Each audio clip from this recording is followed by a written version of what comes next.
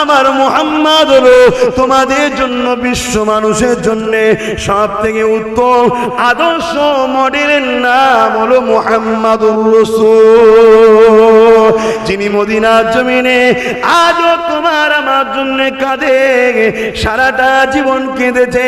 যে নেতার কথা শুনলে হয়তো দুনিয়ায় টাকা পাবে না, যে নেতার মাহফিলে এলে হয়তো দুনিয়াতে বিরিয়ানি পাওয়া যাবে না, কিন্তু মনে রেখে দিও যে নেতার কথা শুনে যদি কারো খুশিতে চোখ দিয়ে একটু পানি বেরিয়ে যায়, কেননা কান্না দুই ধরনের হয়, একটা কান্না হলো দুঃখের কান্না, আর একটা কান্না হলো অতিরিক্ত আনন্দের কান্না।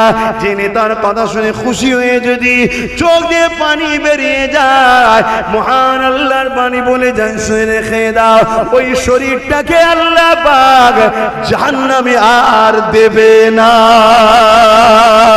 আরো জোরে বলুন সুবহানাল্লাহ।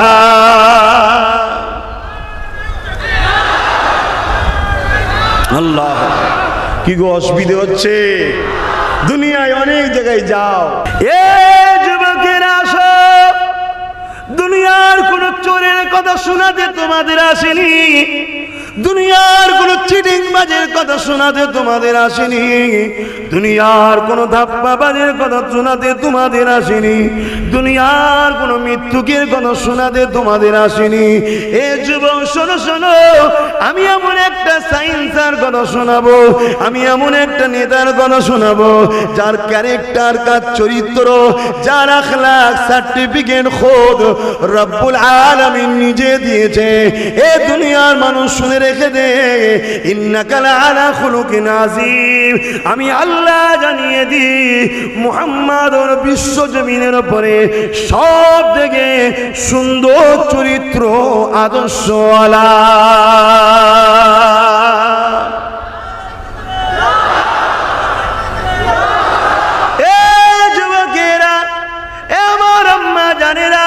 এই জমিনের উপরে অনেক জায়গায় ভিড় হয়, অনেকে অনেকের কথা শোনায়, আকসারের চরিত্র ঠিক নাই, আকসার ধোঁকাবাজ রয়েছে, আকসার মানত খিয়ানতকারী রয়েছে, আকসার মিথ্যাবাজ রয়েছে।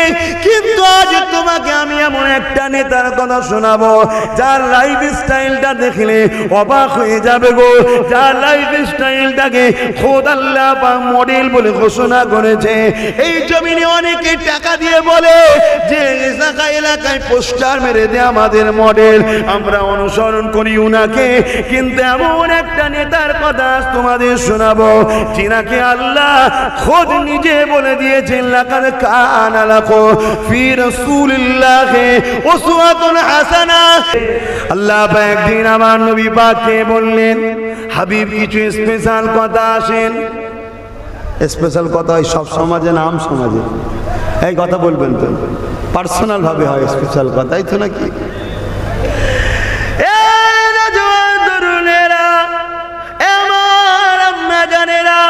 নিঃশ্বাসে কোনো বিশ্বাস নাই, আর কাজ চলে যেতে হতে পারে, আল্লাহ পাক ডেকে নিলে চলে যেতে হবে। এই যুবকেরা শুনে রেখে দাও, আল্লাহ নবী নূর নবী দয়ার নবী দু একদিন গায়েব হয়ে গেলে সাহাবা হুজুররা খুঁজে পাচ্ছে না। আল্লাহ নবীকে খুঁজে না পাওয়ার জন্যে সাহাবা হুজুররা বড় পেরেশান হতে লেগেছে। আল্লাহ নবীকে এমন সময় যখন সাহাবা হুজুররা পেয়ে গেলে, সাহাবা হুজুররা বলতে লেগেছে, ইয়া রাসূলুল্লাহ হাবিবাল্লাহ, হুজুর আমরা বড় চিন্তিত হয়ে পড়েছিলাম, হুজুর আপনি কোথায় চলে গিয়েছিলেন? আল্লাহ নবী বলেছে, বাবা সাহাবারা কিছু কথা আল্লাহ পাকের সঙ্গে হচ্ছিল। কি কথা ইয়া রাসূলুল্লাহ, আমরা কি জানতে পারি? আল্লাহ নবী সাহাবাদেরকে বলেছিলেন, এ বাবা সাহাবারা শোনো বাবা, আমার আল্লাহ আমাকে জিজ্ঞাসা করেছে, এ আমার হাবিব বলো তোমার উম্মতদের মধ্যে থেকে কত উম্মতকে জান্নাতে দিলে তুমি খুশি হবে? আমার আল্লাহ নবী বলেছে, আল্লাহ বান্দা আপনার, বান্দি আপনার, যাকে দেবেন সেই নাজাত পাবে, ওটা আপনার সৃষ্টি, আপনার ব্যাপার। হাবিব তুমি বলো তোমাকে আমি ভালোবাসি, তোমার উম্মত উম্মতিদের মধ্যে থেকে কাকে কাকে কতজনকে জান্নাত দিলে খুশি হবে?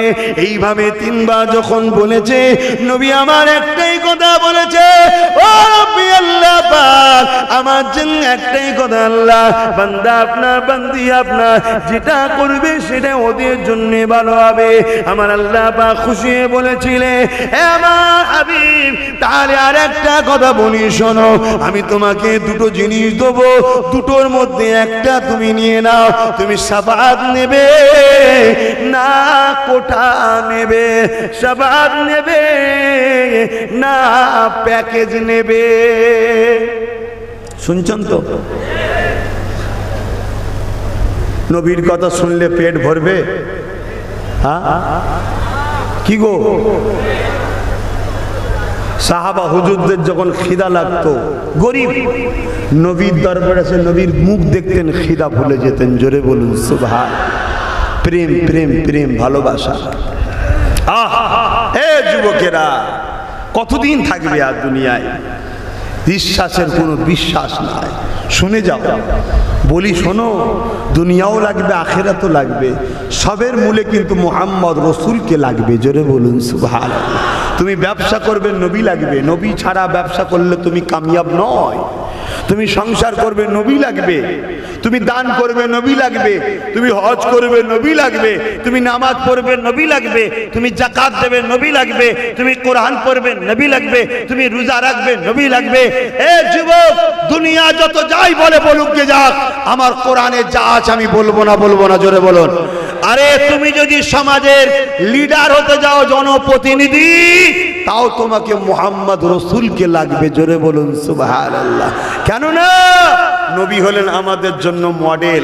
কোন মুনাফিক যদি নবীকে না মানে তার ব্যাপার, কোন গায়ের ইসলাম নবীকে মানে না তার ব্যাপার, কিন্তু তুমি যদি মুহাম্মাদের উম্মত, বিশ্বাসী ইমানদার বলো, তাহলে তোমার লাইফ স্টাইলটা হবে মুহাম্মদ রসুলকে ফলো করে। জোরে বলুন সুবহানাল্লাহ। তাই তোমার লাইফে সবকিছু রসুল রসুল রসুল রসুল রসুল লাগবে। সেই নেতার কথা বলছি, অসুবিধা হচ্ছে? একটু বলি। আল্লাহ পাক জিজ্ঞেস করছে, তুমি প্যাকেজ নেবে, কোটা নেবে না শাফাআত নেবে? কোটা বোঝেন তো, প্যাকেজ বোঝেন তো? 1 কোটি, 10 কোটি, 20 কোটি, 100 কোটি, 200 কোটি, একটা প্যাকেজ যে এতগুলো আমার উম্মতকে জান্নাতে দেন। একটা প্যাকেজ নেবে না শাফাআত নেবে? শুনছেন? নবী সাহাবাদেরকে বলছে, মাইকের আওয়াজ দূরে যাচ্ছে তো? আমার পিছনের ভাইরা একটু হাত তুলে বলুন, শুনতে পাচ্ছেন তো? আলহামদুলিল্লাহ, আলহামদুলিল্লাহ। একটু শুনে যান। আহা, কোথায় চলে গেলাম আমরা সেই রসুলকে ছেড়ে দিয়ে? রসুলকে ছেড়ে দিয়ে চলে গেলাম। তবে আলহামদুলিল্লাহ, লক্ষ নয়, কোটি কোটি মানুষ ফিরে এসেছে। জোরে বলুন সুবহানাল্লাহ। লক্ষ নয়, কোটি মানুষ। কোটি মানুষ। চুরি না করে একবার দেখো না, দেখি বুঝে যাবে হাড়ে হাড়ে। কোটি কোটি মানুষ ফিরে এসেছে। জোরে বলুন সুবহানাল্লাহ। আরো জোরে বলেন। আগামী দিন মুস্তাফার গোলামরা আরো এক ঘরে ফিরে আসবে, ঘরের ছেলে ঘরে চলে আসবে। এই দেশটা হলো আমার বাপের দেশ, জানেন তো?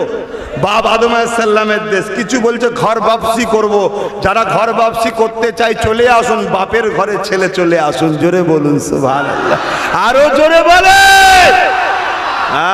আমার বাপ শুধু একাই আসেনি, আমার বাপ এনেছে নূরে মুহাম্মদ রসুলকে সাথে এনেছিল এই হিন্দুস্তানে। জোরে বলুন সুবহানাল্লাহ। সর্বপ্রথম নবী আমার বাপের সাথে হিন্দুস্তানে এসেছিল। আমরা সেই হিন্দুস্তানের নাগরিক। আমাদের কপাল কত, তকদির কত, বাপ আদমকেও পেয়েছি এবং মুহাম্মদ রসুল বাপ আদমের পেশিনাতে এই হিন্দুস্তানে এসেছেন। জোরে বলুন সুবহানাল্লাহ। খালি আছে, পিছনের লোক একটু আপনাকে বলতে পারেছে।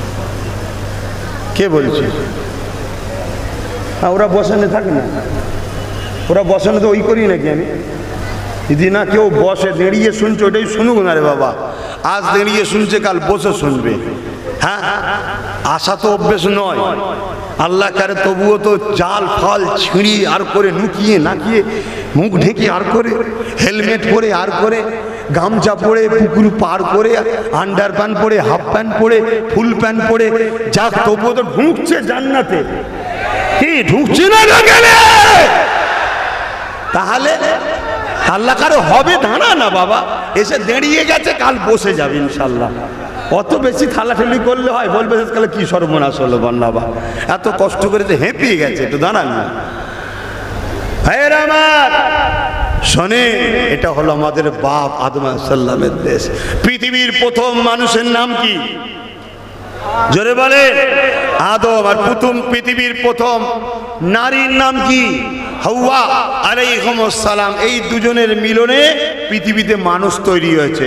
সে যে কোনো ধর্মেরই হোক না কেন, তাদের প্রথম বাপ আদম, মা হাওয়া প্রথম মা। আর তারা বাপ আদম এসেছিলেন এই ভারতে। অতএব এই ভারত থেকে কেউ যদি মনে করে আমাদেরকে সরিয়ে দেবে, তাদেরকে জানিয়ে দিয়ে এটা আমার বাপ আদমের দেশ। জোরে বলুন সুবহানাল্লাহ, আরো জোরে বলে। সময় থাকতে থাকতে ঘরের ছেলে ঘরে চলে যায়, বাপ আদমের কাছে আয়, বাপ আদমের কাছে আয়। ঠিক না বেঠিক গো? হ্যাঁ।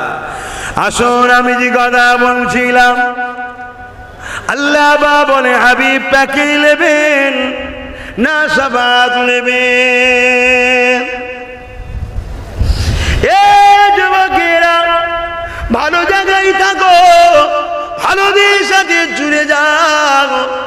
যারা ফাসিক ফাজিল, বেহুদা শারাবি, বেনামাজি মাতাল, তাদের সঙ্গে মিশে কোনো লাভ নাই। আল্লাহ ওয়ালাদের সঙ্গে মেশো, আলেমদের সঙ্গে মেশো, হাফেজ কোরআনদের সঙ্গে মেশো। কেননা কিয়ামতের দিনে হাফেজ দিগকে, আলেমদেরকে আল্লাহ পাক কতটা মর্যাদা দেবে। শোনো এ আমার আলেম বান্দারা, তোমরা দুনিয়ার মানুষের থেকে, আম মানুষের থেকে আলাদা হয়ে যাও। এ যুবক, আজকে শোনো, তোমাদের জন্য মেসেজ দিয়ে যায়, খুশি মনে ঘরে যাবে, চিন্তার কোনো কারণ নেই। আল্লাহ আছে, নবী আমার রয়েছে রাহমাতাল লিল আলামিন। তবে মনে রেখে দেবে, গুনার মাপ আছে, ইসলামের ক্ষতির কিন্তু মাপ নাই। তাই আজকে যারা ইসলামকে মিটাতে যায়, তোমাদেরকে বিভিন্ন পরিকল্পনায় সামান্য কিছু টোপ দিয়ে মাছ যেমন ধরো, ওই রকম লোভ লালসা দিয়ে তোমাদের দ্বারা ইসলামের ক্ষতি করিয়ে দিচ্ছে, তোমরা কিন্তু বুঝতে পারো না। এ যুবকেরা, আজ আমি বলতে চাই তোমাকে, তুমি হয়তো ডাইরেক্ট মসজিদে আজানের বিরোধী করুনি, কিন্তু যে বিরোধী করে তার পাশে তোমাকে দাঁড়িয়ে তাকবীরটা মারিয়েছিল। তুমি আজকে মসজিদকে ভাঙতে যাওনি, কিন্তু যারা মসজিদের বিরোধী করে তার পাশে দাঁড়িয়ে তোমাকে কিন্তু তাকবীরটা দিয়ে নিয়েছে। এ যুবক, শুনে রেখে দাও, দুনিয়া যদি কারো মজলিসে গেলে, দুনিয়া যদি কেউ মারে, কেউ অপছন্দ করে, তাহলে যারা আমার আল্লাহর বিরুদ্ধে, শয়তানের দলে যারা, তাদের মজলিসে গেলে আমার নবী খুশি হবে না বেজার হবে? কথা মাথায় ঢুকছে না ঢোকে না? হ্যাঁ, আজকে বুঝাবার জন্য বলছি, এদিকে আসো, বুঝাবার জন্য বলছি। ধরো এই ছেলেটা তোমাদের নেতা, তোমাদের ভালোবাসার হুজুর হোক, ইমাম হোক, নেতা হোক, লিডার হোক, বোঝো খুব ভালো করে। আমি এখন একে মানি না বলে তোমরা আমাকে গাল দিচ্ছ, তাই তো নাকি? বুঝাবার জন্য বলছি। কিন্তু তোমরা একে ভালোবাসো, আমি ভালোবাসি না বলে তোমরা আমায় গালি দিলে, তাহলে আমিও তো অঙ্ক করতে পারি। তোমাদের এই ভালোবাসার মানুষটা আমার মোহাম্মদ রসুলকে মানে তো? যখন মানে না, তাহলে আমি একে কি করে মানি? এই কথা বুঝছেন না, বোঝেন না? মাথায় ঢুকেছে না ঢোকে রে? তোমরা যদি দুনিয়ার স্বার্থে এত কট্টর হতে পারো, দুনিয়ার স্বার্থে এত মজবুত হতে পারো, কোন এক বেঈমান নেতাকে আমি মানিনি বলে তুমি যদি আমাকে অপছন্দ করতে পারো, তাহলে তো আমিও বলতে পারি আমার মোহাম্মদ রসুলকে যে মানেনি তাকে আমিও মানিনি। হ্যাঁ, বলতে পারি না, ভাই না? আজ তুমি আমার রাসূলের দ্বীনকে মিটাবার জন্য ষড়যন্ত্র করবে না, আর আমার সাধারণ সরল প্রাণ খেতে খাওয়া চাষি ভুষি মানুষগুলো সামান্য পেটে জ্বালাতে তারা আজকে ছুটে ছুটে বেড়াচ্ছে, আর তাদের দ্বারাতেই কিন্তু আজ আমার রসুলের দিনের ক্ষতি হয়ে যাচ্ছে। হে যুবক, ভালো লাইনটাই ধরে থাকো, জান্নাত ইনশাআল্লাহ পাওয়া যাবে। জোরে বলুন সুবহানাল্লাহ। তুমি যদি নবী পাকের এই হাদিসটাকে শোনো মন দিয়ে, আর বিবেককে দিয়ে চিন্তা করো, আশা রাখবে তুমি ঈমান যদি নিয়ে যেতে পারো জান্নাত পেয়ে যাবে। গুনাহগার হলে মাপ আছে, ঈমানের ইসলামের ক্ষতিকারকের মাপ নাই। নবী পাককে আল্লাহ কি বলেছিলেন? হাবিব, প্যাকেজ নেবেন না শাফাআত নেবেন? প্যাকেজ বোঝেন তো? 10 কোটি 20 কোটি 50 কোটি 100 কোটি উম্মতকে শাফাআত জান্নাত দেবো, এটা নেবেন না শাফাআত? নবী সাহাবাদেরকে বলছেন, বাবা সাহাবারা, আমি শাফাআত চেয়েছি। জোরে বলুন সুবহানাল্লাহ। সাহাবা হুজুররা বললেন, হুজুর আপনি প্যাকেজ নিলেন না কেন? প্যাকেজ যদি নিতেন 100 কোটি, তাহলে আমরা তো একটা সাহাবা আর বাদ পড়তাম না, তাই তো নাকি? প্যাকেজটা নিতে পারতেন। আল্লাহ নবী কি বলেছিলেন শোনো যুবকেরা, আল্লাহ নবী সাহাবাদেরকে বললেন, বাবারা আমি যদি প্যাকেজটা নিয়ে নিতাম 100 কোটি 200 কোটি, এমন সময়তে প্যাকেজের কোটা মিটে যেত, 100 কোটি লোক জান্নাতে চলে যেত, 200 কোটি লোক জান্নাতে চলে যেত, প্যাকেজের কোটাটা মিটে যেত। ঠিক এমনই সময়তে দুনিয়া জমিনের আমার একটা উম্মাত বা আমার একটা উম্মাতি দুনিয়া জমিনে বড় ভুল করে ফেলেছিল, বড় গুনাহ করে ফেলেছিল, কিন্তু দুনিয়া জমিনে এসে আমি নবী আমাকে ভালোবাসতো, আমার খানদানকে ভালোবাসতো, আল্লাহ কোরআনকে ভালোবাসতো। হয়তো হালকা বয়সে এসে দুনিয়া জমিনে ঠিকভাবে আল্লাহ পাকের হুকুমগুলো মেনে চলতে পারে, কিন্তু প্রতিটা হুকুমকে সম্মান করত, বিশ্বাস করত, মান্যতা দিত। এই সময় যদি সে এসে বলতো, ইয়া রাসূলুল্লাহ হাবিবাল্লাহ, আমি আপনার উম্মত, আমি আপনার উম্মতি, আজ বড় ফেঁসে গেছি হুজুর এই কঠিন দিনেতে, যেদিন বাপ আমায় চিনতে পারেনি, মা আমায় চিনতে পারেনি, ছেলে আমায় চিনতে পারেনি, ভাই আমার চিনতে পারেনি, চিনো না চিনার ভান করে সব চলে যাচ্ছে, সবাই নফসি নফসি করছে, মাথার এক বেদ উপরে সূর্যকে আল্লাহ নামিয়ে দিয়েছে। ইয়া রাসূলুল্লাহ হাবিবাল্লাহ, মাথায় কিরুন নাক দিয়ে গলে গলে পড়তে লেগেছে। এ যুবক শোনো শোনো শোনো, কি হবে সেই দিনটা ভেবে দেখো। ইয়া রাসূলুল্লাহ হাবিবাল্লাহ, এই কঠিন দিনে আমি আজ বাঁচতে পারছি না, হুজুর আপনি আমার জন্য আল্লাহ দরবারে সুপারিশ একটু করুন। এ বাবা সাহাবারা, আমি যদি প্যাকেজ নিয়ে নিই ওই উম্মত উম্মতির জন্য আর সুপারিশ করতে পারবো না। আমি শাফাআত চেয়েছি, আল্লাহ পাক কোরআনে জানিয়ে দিয়েছে, ওয়ালা সাওফা ইউতিকা রাব্বুকা ফাতারদা। এই ফাতারদা তাসবিহ খুলে দেখেন, এই ফাতারদা তাফসীর খুলে দেখেন, কিয়ামতের দিনে আমার আল্লাহ দুটো সিংহাসন বানাবে, একটা সিংহাসনে নবীকে বসাবে, আর একটা সিংহাসনে কুদরতি ভাবে নিজে বসবে। আল্লাহর বসা হলে কুদরতি বসা, শুনছেন তো? আল্লাহর বসা কি বসা? কুদরতি। আমাদের মতো নয়, আর কারো মতো নয়, বলতে পারছি না, কিন্তু আল্লাহর শান এলেই কুদরতি বলতে হবে। আল্লাহর দেখা কুদরতি দেখা, আল্লাহর ধরা কুদরতি ধরা, আল্লাহর চলা কুদরতি চলা। কথা বুঝে আসছে? আমার আল্লাহ কুদরতি বসা বসবে একটা সিংহাসনে, আর একটা সিংহাসনে রসুলকে বলবেন, হাবিব আপনি বসুন। নবী আমার বলবেন, আল্লাহ আজ আমি বড় চিন্তিত। কেন হাবিব? আল্লাহ জানেন না? জানেন না? এই কথাগুলো আমার আল্লাহ সব বলেছেন, এটা ঘটবে, নবী আমাদেরকে জানিয়েছে। আল্লাহ আজ এই কঠিন দিনেতে, যেদিন আমার উম্মতদের কেউ কেউ নয়, কেউ কারো নয়, আমি মুহাম্মদ আমার উম্মতদের বাঁচাবার জন্য চিন্তায় আছি। জোরে বলুন সুবহানাল্লাহ। আল্লাহ কি বলবেন? হাবিব আমি তোমার কাছে ওয়াদা করেছিলাম, কোরআনে মনে আছে, ওয়ালা সাওফা ইউতিকা রাব্বুকা ফাতারদা, অচিরে আপনাকে আমি এত দিয়া দেবো, যতক্ষণ পর্যন্ত না আপনি খুশি হবেন ততক্ষণ দেবো। আজকের সেই দিন, আপনি ওই সিংহাসনে বসুন, বসে আপনার উম্মতদের বলুন, যা যা যা যা যা, তারা জান্নাতে যেতে বলুন, জান্নাতে যেতে বলুন। আর আমি আল্লাহ কুদরতি নজরে দোস্ত আপনাকে দেখবো, আপনাকে দেখবো। যতক্ষণ না আপনি হাসবেন ততক্ষণ আপনার উম্মতদের ঘরে আমি আল্লাহ জান্নাতি বানাবো। জোরে বলুন সুবহানাল্লাহ, আরো জোরে বলুন সুবহানাল্লাহ। যে নবীর খাতিরে, যে নবীর খাতিরে এত মর্যাদা, এত সম্মান, এত ইজ্জত পেলাম, এ যুবক এই সামান্য জিন্দেগিটা সেই নবী ছাড়া অন্য কারো কদমে কুরবান করতে রাজি না, অন্য কোনো কারো পিছনে লাগাতে রাজি নয়। আমরা মুস্তাফার জন্য জান কুরবান করব, ঠিক না বেটি? বলুন বলুন, কে রাজি আছেন? বাঁচবেন তো নবীর জন্য, মরবেন তো নবীর জন্য, বাঁচবেন তো নবীর জন্য, মরবেন তো নবীর জন্য। এক কথা তো নাকি, এক কথা তো নাকি, এ মত একমত তো নাকি? নারে তাকবীর, হাত নামান।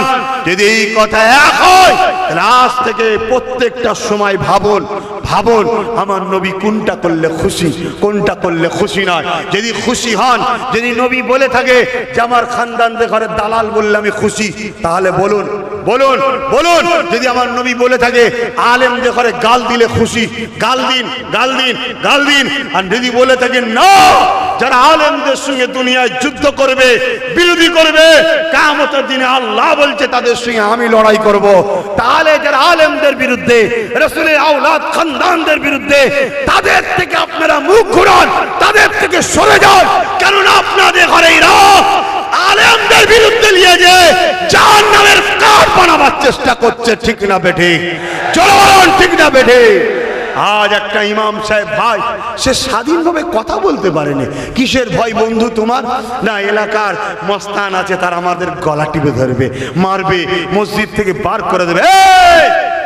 আলেমদের এই পরাজয়, আলেমদের উপরে এই জুলুম, দুনিয়ার জন্য ফিতনা আসবে, দুনিয়ার জন্য বিমার আসবে, দুনিয়ার জন্য গজব আসবে, দুনিয়ার জন্য শাস্তি আসবে।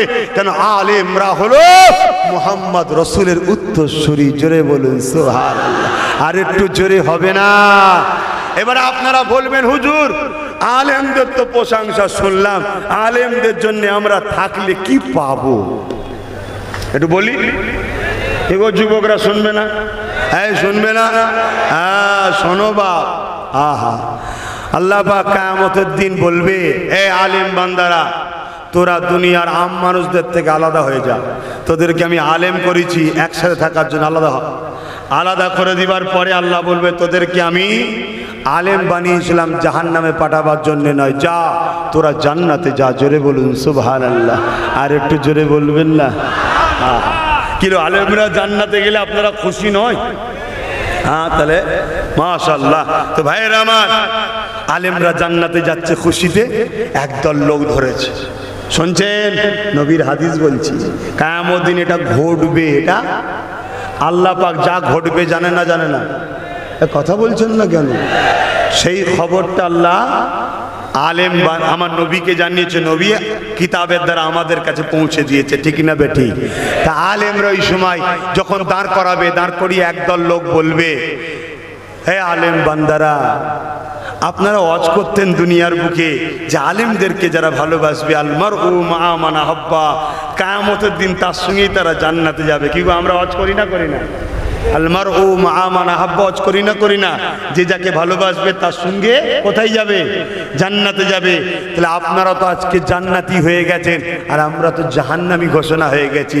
দুনিয়ায় কখনো নামাজ কাজা হয়ে গিয়েছিল, দুনিয়ায় কখনো ভুল হয়ে গিয়েছিল, দুনিয়ায় কখনো অন্যায় হয়ে গিয়েছিল, আজকে দিন আমরা ধরা পড়ে গেছি, আর তোমরা তো নাজাত পেয়ে গেছো। এ আলেম বান্দারা, তোমরা তো আমাদেরকে বুখারী মুসলিম শোনাতে, নবী আমার বসে আছে, হাদিসটাও শুনে রেখে দাও। একজন গ্রাম্য মানুষ জিজ্ঞাসা করেছিলেন, ইয়া রাসূলুল্লাহ হাবিবাল্লাহ, কিয়ামত কবে হবে? আল্লাহ নবী বলেছিলেন, মা'আদাত্তা লাহা, এ বাবা ছেলে তুমি কি করেছো কিয়ামতের জন্য? ফাকামাদাতু লাহা কাসীরা সালাতি ওয়া সিয়ামি ইল্লা আন ইউহিব্বুল্লাহ রাসূলুহু। ইয়া রাসূলুল্লাহ, ইয়া হাবিবাল্লাহ, বেশি নামাজ রোজা করতে পারি না, ইল্লা আন ইউহিব্বুল্লাহ রাসূলুহু, আমার অন্তরে, আমার কলবে, আমার হৃদয়ে সব থেকে বেশি আল্লাহ আল্লাহ নবীকে ভালোবাসি। আল্লাহ নবী বলেছিলেন, এ বাবা ছেলে শুনে রেখে দাও, আল মারউ মা মান হাব্বা, দুনিয়ায় যে যাকে ভালোবাসবে সে তার সঙ্গে আল্লাহ পাকের জান্নাতি হয়ে যাবে। এ আল্লাহ পাকের আলেম বান্দারে, আজ তোমরা জান্নাতি হয়ে গেছো, আমরা ধরা পড়ে গেছি, কি হবে এখন উপায়? ওই সময় আলেম বান্দারা বলবে আল্লাহ পাকের কাছে দরখাস্ত করব তোমাদের জন্য। ওই সময় আলেম বান্দারা এমন করে আল্লাহ পাকে আরশে আজিমের নিচে ফিরে যাবে, আমার আল্লাহ আওয়াজ দিয়ে বলতে লাগবে, এ আমার আলেম বান্দা কি খবর নিয়ে এসেছো? আবার আল্লাহ পাক একদল বান্দা বান্দিরা ফেসে গেছে, তাদের মধ্যে এমনও লোক আছে, শোনো শোনো হাদিসের ভাষা শোনো, তাদের মধ্যে এমনও লোক আছে আমরা উযু করব, উযুর পানি পর্যন্ত দিয়েছিল, এমনও লোক আছে পিপাসা লেগেছিল, পিপাসার পানি দিয়েছিল, এমনও লোক আছে এক খাঞ্চায় বসে খেয়েছিল, এমনও মা বোন আছে আমাদের জন্য রান্না করে দিয়েছিল। কেননা আল্লাহ আমরা কোরআনের পক্ষে ছিলাম, আমরা সুন্নাতের রাসূলের পক্ষে ছিলাম, আমরা কোরআন ও সুন্নাতের দাওয়াত দিতাম, এই জন্য তারা আমাদেরকে ভালোবাসতো। তাদের মধ্যে এমনও লোক আছে দুনিয়ায় অনেকে তাদেরকে আমাদের থেকে দূরে রাখতে চেয়েছিল, তারা সব কিছু ঝড় ঝাপটা ছেড়ে দিয়ে আমাদের সঙ্গে জুড়ে গিয়েছিল। আমাদের সঙ্গে জুড়ার জন্য তাদেরকে অনেক অত্যাচার জুলুম করেছে, আল্লাহ সবই তারা সহ্য করেছে, আমাদেরকে কখনো ছাড়েনি। কেন? আমরা আপনার পক্ষে ছিলাম, আপনার হাবিবের পক্ষে ছিলাম। আজকে তারা বিপদে পড়ে গেছে। এ যুবক শুনে রেখে দাও, জেনে রেখে দাও, এ আমার আম্মা বোনেরা শুনে রাখে, জেনে রাখেন, ওই সময় আলেম বান্দাদের কথা শুনে আমার আল্লাহ পাক বলতে লাগবে সেদিন, এ আমার আলেম বান্দারে, দুনিয়ার জমিনে তোরা আমার পানিকে মানুষের কাছে পৌঁছেছিলি, আমার জন্য লড়াই করেছিলি, আমার জন্য কথা বলেছিলি, আমার মসজিদের জন্য কথা বলেছিলি, আমার দিনের জন্য কথা বলেছিলি। জানি আল্লাহ দুনিয়ায় যারাই তোদেরকে পিয়ার করতো তাদেরকেই তোদের সঙ্গে জান্নাতি বানিয়ে দিলা। আরো জোরে বলুন সুবহান। কি মনে হচ্ছে আমি গল্প শোনাতে এসেছি? এতগুলো রেকর্ড হচ্ছে, আর জানেন তো আমার রেকর্ড আবার বাবা বাবা বাবা বাবা বাবা মাদ্রাসার চৌকাটে যারা পাওয়া যায় না তারা বেশি রিসার্চ করে, আবার কি ওই জন্য একটু বুঝে বুঝে বলতে হয়। আল্লাহ শুকর করে বলছি, শোনো আমার যুবক ভাইরা, তাহলে আলেমদের এত মর্যাদা আছে না নাই? আজান দিয়েছে, আসরে শুনতে পেয়েছিলেন, কিন্তু আসরের ওয়াক্ত আছে 5টা 10-15 পর্যন্ত, এই 6টা। আমরা ঠিক 4:45টাতে মাহফিলে দোয়া করব, তারপরে নামাজ পড়ে নেব। বলুন ইনশাআল্লাহ। কেন? এটা দিনের কাজ হচ্ছে, এলেম শিক্ষা করা ফরজ। এলেম শিক্ষা করা কি ফরজ? তো ভাইরা আমার, তাহলে বলুন আলেমদের পক্ষে থাকা দরকার আছে না না? যদি আলেমদের পক্ষে থাকে পরকালে রেহাই আছে না নাই? দুনিয়ায় হয়তো আলেমরা পকেট থেকে আপনাকে কারো ঝাড়া টাকা বার করে দিতে পারবে না, কারো ঝাড়া টাকা পকেট থেকে হয়তো বার করে দিতে পারবে না। দুনিয়া হয়তো আলেমদের মাহফিলে গেলে আপনাকে কিছু টাকা পয়সাও দিতে পারবে না। 10টা জালিমদের ঘরে ওভারটেক করে এরপরেও আপনি আলেমদের কাছে যাবেন। আমার আল্লাহ আলেমদের এত মর্যাদা দিয়েছে, আলেমদের দোয়াতে আল্লাহ আপনার রিজিকের দরজা খুলে দিতে পারে। জোরে বলুন সুবহানাল্লাহ। আরো জোরে বলুন না সুবহানাল্লাহ। নারে দিবে। আসুন একটু দাঁড়িয়ে সালাম দেবো, ইয়া নবী সালাম।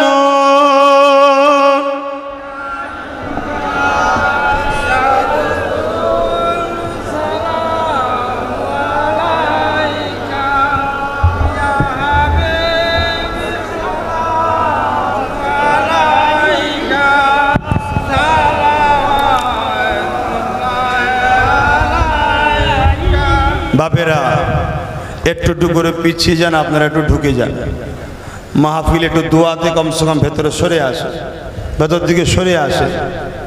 আমি যেটা বলছি শোনে, আপনাদের ভালোর জন্যই বলছি, একটু সরে আসে। আপনারা একটু পিছিয়ে যান, তো একটু পিছন দিকে পিছিয়ে যান, সবাই দুপা করে পিছিয়ে যান না। আমার এই ভাইগুলোকে ঢুকিয়ে এলি ভেতরে, চলে আসে, ভেতর দিকে চলে আসে, একটু ভেতর দিকে চলে আসে।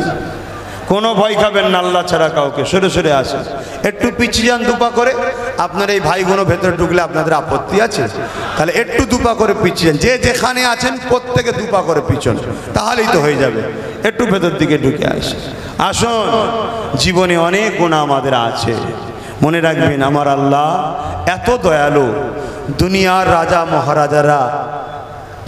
রাজা মহারাজারা আসামি খুঁজে বেড়ায় তাদেরকে শাস্তি দেবে বলে, আর আমার আল্লাহ রোজ আসামি আমাদের ঘরে ডেকেন, আয় তোদেরকে আমি ক্ষমা করব, মাফ করে দেবো। জোরে বলুন সুবহানাল্লাহ। কত ভালোবাসে আমাদের আল্লাহ। নিশ্চয়ই আমরা জানি যে একটা মানুষ 70 বছর ধরে আল্লাহকে না ডেকে একটা সামদ নামে দেবতার উপাসনা করত। একদিন ভুল করে বলেছিল সামাদ। আল্লাহর নাম একটা সিফাতি নাম আছে না, সামাদ। এই সামাদ যেই বলেছে আমার আল্লাহ সঙ্গে সঙ্গে সাড়া দিয়েছে। জোরে বলুন সুবহানাল্লাহ। ফেরেশতারা জিজ্ঞেস করছে, আল্লাহ ও তো 70 বছর আপনার নাফরমানি করেছে, আপনার দিয়ে অক্সিজেন নিয়েছে, আপনার দিয়ে চোখ দিয়ে দেখে, দেখুন না কত সুন্দর জান্নাতি হাওয়া চলছে। আহা আল্লাহ পাক ও তো আপনার বিরুদ্ধে আবার একটা নকল উপাসনা তৈরি করেছে।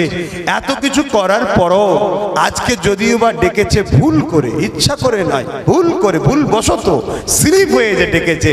আমার আল্লাহ সঙ্গে সঙ্গে ফেরেশতাদের বলেছিল, ফেরেশতারে আমারই তো বান্দা, আমি ওদেরকে ভালোবাসি। জোরে বলুন সুবহানাল্লাহ। আরো জোরে বলুন না সুবহানাল্লাহ। তাহলে আমি আব্বাস সিদ্দিকী আপনাদের ঘরে কি ভুল রাস্তা দেখাচ্ছি? বলো যুবকরা, ভুল রাস্তা দেখাচ্ছি? দুনিয়ায় প্রয়োজনের জন্য যা দরকার সেখানেও কুরাইশ বাচ্চা তোমাদের সাথে আছে, আর ধর্মের জন্য আখিরাতের জন্য যা দরকার ওখানেও কুরাইশ বাচ্চা তোমাদের ভাই আছি তো। আল্লাহ কারে সব ঠিক হয়ে যাবে, বলুন ইনশাআল্লাহ। মনে রাখবেন আমাদের দুনিয়াও দরকার, আখিরাতও দরকার, কিন্তু দুনিয়া পেতে গিয়ে আখিরাতকে বিক্রি করব না। দুনিয়াকে বিক্রি করে প্রয়োজন হয় আখিরাত আরো বেশি করে নেব। জোরে বলুন সুবহানাল্লাহ। এই বিষয়ে একটা উসমান গনি হুজুরের ছোট্ট কথা বলবো। হযরত উসমান গনি বিরাট বড় ব্যবসায়ী ছিলেন। আপনারাও ব্যবসা করবেন, বড় বড় ব্যবসা করুন, চেষ্টা করুন। আমি দোয়া করি আল্লাহ আপনাদের ব্যবসাতে বরকত দিক, বলুন আল্লাহুম্মা আমিন। আল্লাহ যদি চায় পরে বলবো, আমি অনেক রকম আপনাদের জন্য প্ল্যান তৈরি করছি। আল্লাহ চাইলে সবই আপনাদের কাছে আস্তে আস্তে আসবে, সবটা সময় লাগে। কেন এখন আমার টার্গেট নলেজ সিটি, নলেজ সিটির পরেই আমার টার্গেট আমার ভালোবাসার মানুষদের কর্মজীবিকার উন্নয়নের পদ্ধতি তৈরি করা। সেটাও আমি মাথা মারছি বিভিন্ন এক্সপার্টদের ঘরে নিয়ে। কেন?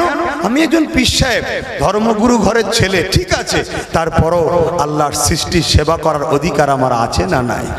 আমার রসুল করেছে না করেনি? তাই উসমান গনিকে ব্যবসা করা তো আমার নবী শিখিয়েছিলেন। উসমান এইভাবে ব্যবসা করতে হয়। আর এত ধনী ছিলেন, এত ধনী ছিলেন, কয়েক জাহাজ ভর্তি করে বিশাল এলাকায় মাল জড়ো করেছে। জড়ো করার পরে এবারে খরা দেখা দিয়েছে। খরা পর্যন্ত, যেটা খুব শিগগিরই কিন্তু আমাদের কাছে আসছে। আমি আপনাদের বলি, খুব শিগগিরই খরা কিন্তু আসছে। তবে আল্লাহকে যারা ভালোবাসেন, নবীকে যারা ভালোবাসেন, কষ্ট হলেও চিন্তা কিন্তু আপনাদের নাই। জোরে বলুন সুবহানাল্লাহ। তো মনে রাখবেন দুনিয়াতে একটু কষ্ট করতে হবে। কেন? আর দুনিয়াও সিদরুল মুমিনিন, মুমিনদের জন্য দুনিয়াটা কি? জেলখানা। জেলখানা, জেলখানায় শান্তি না কষ্ট?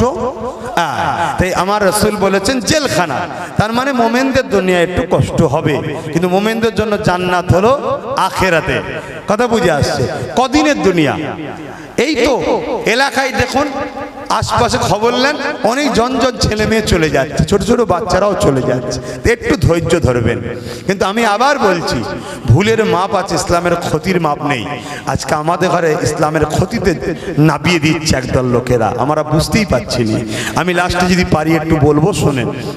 তা আমি যে কথা বলছিলাম সেটা হলো এটাই যে উসমান গনি হুজুর খরা দেখা দিয়েছে, বিশাল মাল জড়ো করেছে, কয়েক জাহাজ ভর্তি। ইহুদিরা উসমান গনির কাছে এসে ব্যবসার জন্য অফার দিল, এ উসমান, তোমার যা মাল আছে, যা কিনেছো, 100 টাকায় যদি কেনো 150 টাকা আমি দেবো, দিয়ে দাও মালটা।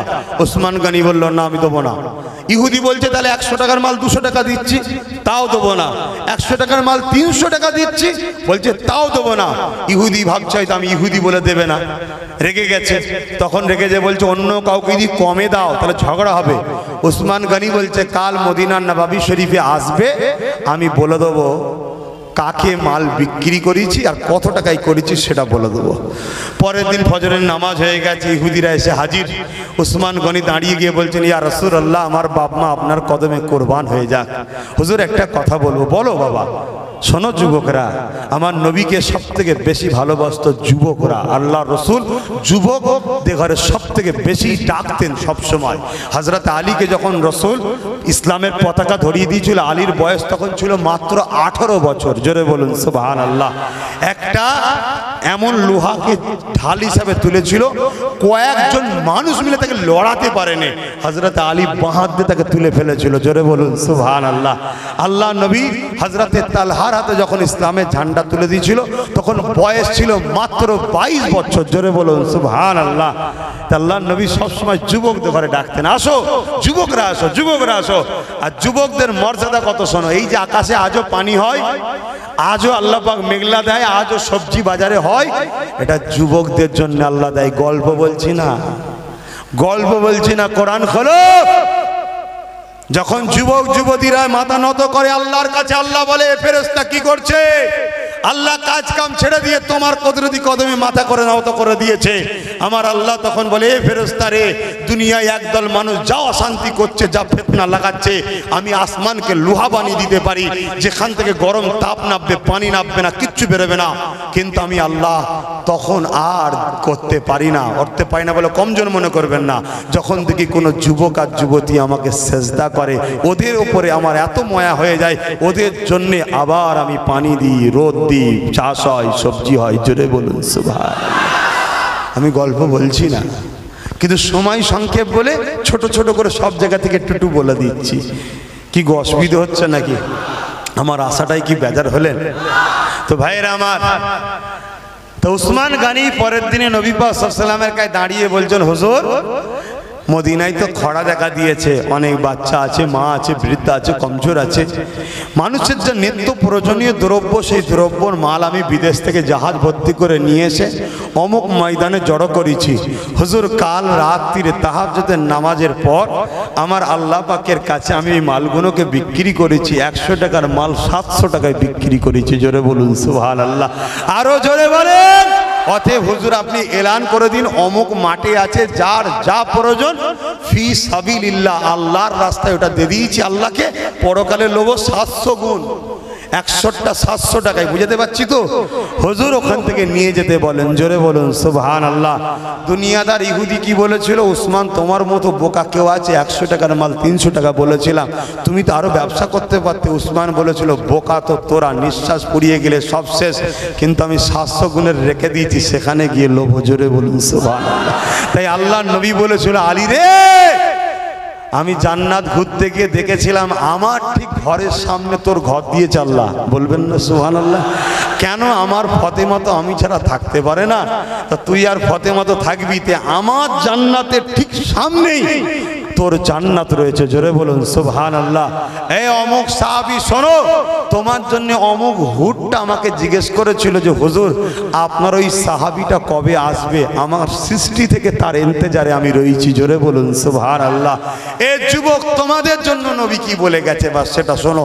প্রত্যেকটা যুবক তোমাদের জন্য 70টা করে হুর আমার আল্লাহ জান্নাতে রেখেছে, সৃষ্টি থেকে তোমাদের অপেক্ষায় আছে। জোরে বলুন সুবহানাল্লাহ।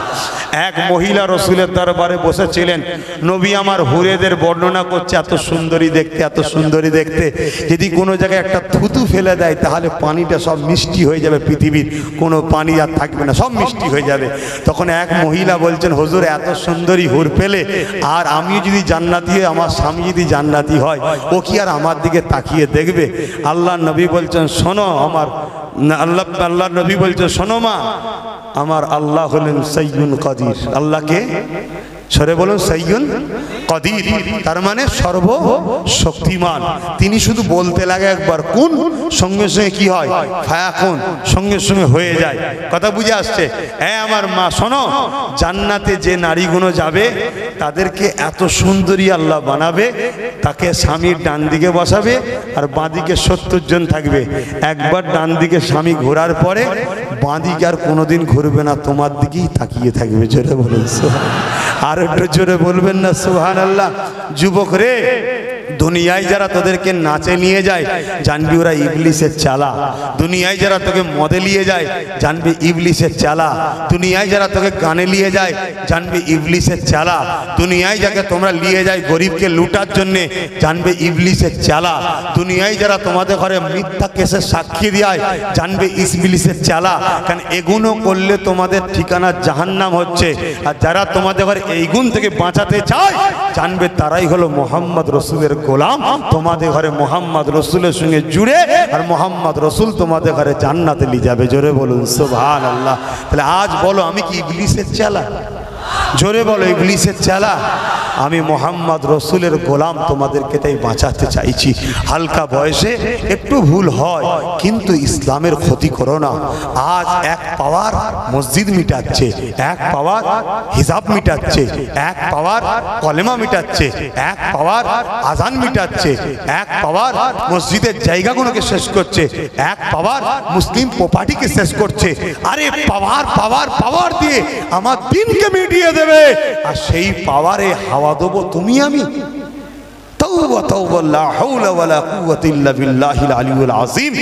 আমি ওই তরকারিতে নুন দিতেও আমি যাব না যে তরকারির ভেতরে হারাম খাদ্য আছে। যদি কোনো জায়গায় সোর রান্না হয় শুকর, তাতে কি আপনি নুন দিতে যাবেন নাকি? একটু হেল্প করি কেন? হারাম খাদ্য সহযোগিতা করাটাও হারাম। আশা করছি মাথায় ঢুকে গেছে। তাহলে দুনিয়াদারি করো, করতে ইসলামের নিষেধ নেই, করতে ইসলামের নিষেধ নেই। তুমি এত বড় ব্যবসায়ী হও, সারা ওয়ার্ল্ড তোমায় চিনবে। শুধু ভাঙর কেন, সারা ওয়ার্ল্ড তোমাকে চিনবে। এত বড় সাইন্সা বাদশা নেতাও সারা পৃথিবী তোমার চর্চা করবে, ইসলামে কোনো বাধা নেই। কিন্তু দুর্নীতি, জুলুম, অন্যায়, মিথ্যা আশ্রয় নিয়ে করলে ইসলামে হারাম। কথা বুঝে আসছে? হারাম। তাই আমার রসুলে পাক সাল্লাল্লাহু আলাইহি ওয়াসাল্লাম আমাদের জন্য সুন্দর জীবন ব্যবস্থা রেখে গেছে। সেই শাহিন শাহ দোনো জাহানের যিনি সুলতান, তাকে একটু সালাম দেবো। তার আগে আমার দুটো কথা জিজ্ঞেস করব। আচ্ছা বলুন তো ভাই, যদি আমার আল্লাহ দুনিয়ায় আপনাকে একটু কষ্ট দিয়ে, আপনার ঘরগুলোকে কেড়ে নিয়ে, বা আপনাকে কোনো বিমার দিয়ে, বা আপনাকে ঘর ছাড়া করে দিয়ে, বা আপনাকে কোনো অসুস্থ করে যদি আপনাকে আমার আল্লাহ জান্নাত দিতে চায়, তাহলে আপনি কি ওই ঘর হারা হয়ে, ঘর ছাড়া হয়ে, বিমারি পড়ে আপনি কি অখুশি? তাহলে আপনি ব্রেনকে প্রথম প্রশ্ন করেন আপনার রাস্তাটা ভুলের দিকে না ঠিকের দিকে। যদি মনে হয় ঠিকের দিকে, তারপরও যদি আপনার উপরে কোনো রকম মুসিবত নেমে আসে, জানবেন মোমেনের পরীক্ষা চলছে। ধৈর্য ধরাটাই হলো আমাদের কাজ।